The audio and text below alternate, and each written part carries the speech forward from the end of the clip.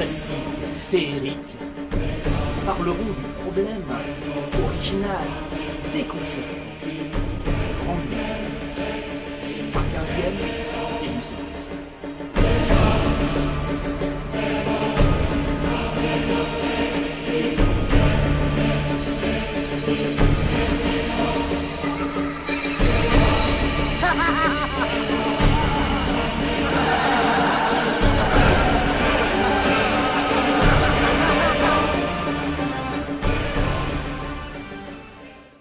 L'Europe, c'est le continent qui a le plus influencé le monde dans l'histoire.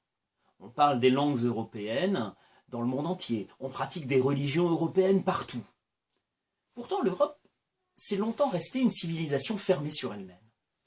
Elle n'était pas au centre de ce qu'on a appelé l'Ancien Monde, par opposition au Nouveau Monde américain. Elle était plutôt à la périphérie de l'Ancien Monde. Le centre de l'Ancien Monde, c'était plutôt l'océan Indien.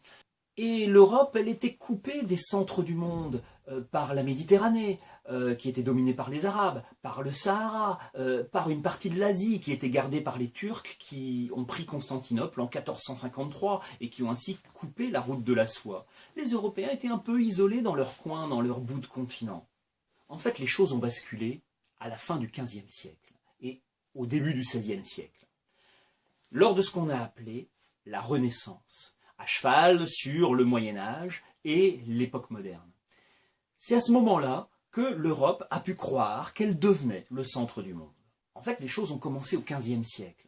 Constatant que la route vers l'Est pour aller en Asie était coupée par les Turcs qui avaient pris Constantinople en 1453, les Européens, de plus en plus nombreux, ont essayé de trouver un autre passage pour commercer avec l'océan Indien, avec l'Asie, où se trouvait vraiment le centre du monde.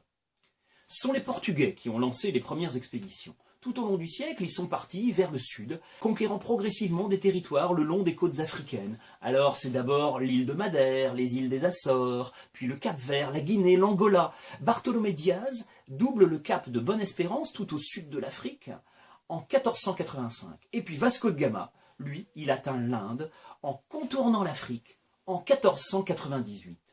C'est très bien tout ça, mais ils n'auraient pas pu y penser un peu avant quand même. Pourquoi est-ce qu'ils ont attendu le XVe siècle pour partir en voyage, les Européens? En fait, ces expéditions européennes devenaient possibles parce qu'on avait désormais les moyens techniques de naviguer sur l'océan. La boussole, l'astrolabe, la caravelle, qui étaient des techniques empruntées aux Arabes. Et puis, on avait découvert un livre que les Arabes avaient conservé. Ce livre s'appelait La Géographie, écrit par un certain Ptolémée, un grec, qui avait écrit ce livre en grec au IIe siècle après Jésus-Christ. On l'avait oublié pendant tout le Moyen-Âge, et on venait de le redécouvrir et de le traduire. Et ce livre confirmait une chose dont on se doutait bien, mais qu'on ne voulait pas vraiment admettre, que la Terre était ronde. La rotondité de la Terre, c'est une idée qui intéressait un marin génois qui vivait au Portugal, un certain Christophe Colomb. Pourquoi voulez-vous naviguer vers l'ouest?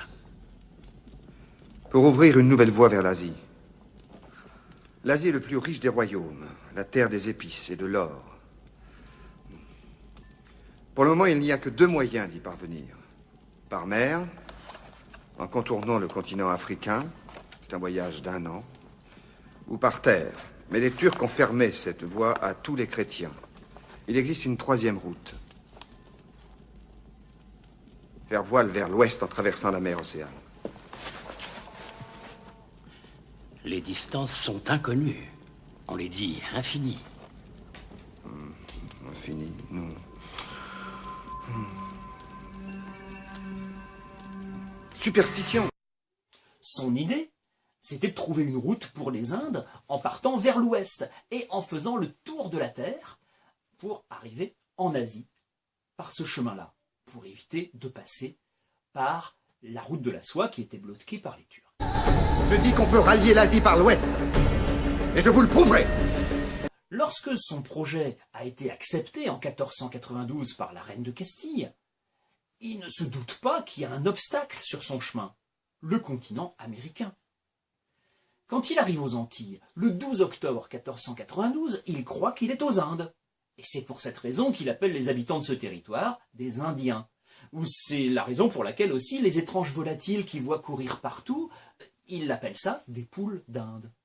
On pense d'ailleurs que quand Christophe Colomb est mort, en 1506, il n'avait toujours pas admis qu'il n'était pas arrivé en Asie. Il croyait avoir découvert l'Asie, il y est allé 3 fois, oui, en Amérique, mais pour lui, c'était l'Asie.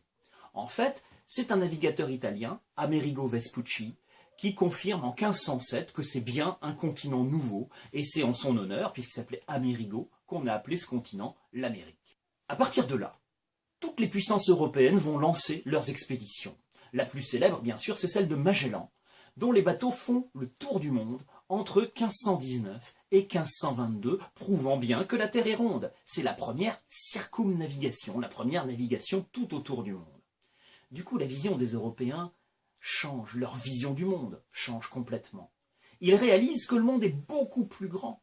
Et puis les cartes deviennent infiniment plus précises et plus complètes. On les améliore d'année en année, d'expédition en expédition. Cette ouverture des horizons des Européens, ça a des conséquences culturelles considérables. Les Européens, ils entrent en contact avec des peuples très différents. Et la première question qu'ils doivent se poser, c'est de savoir si ces peuples, ce sont bien des êtres humains.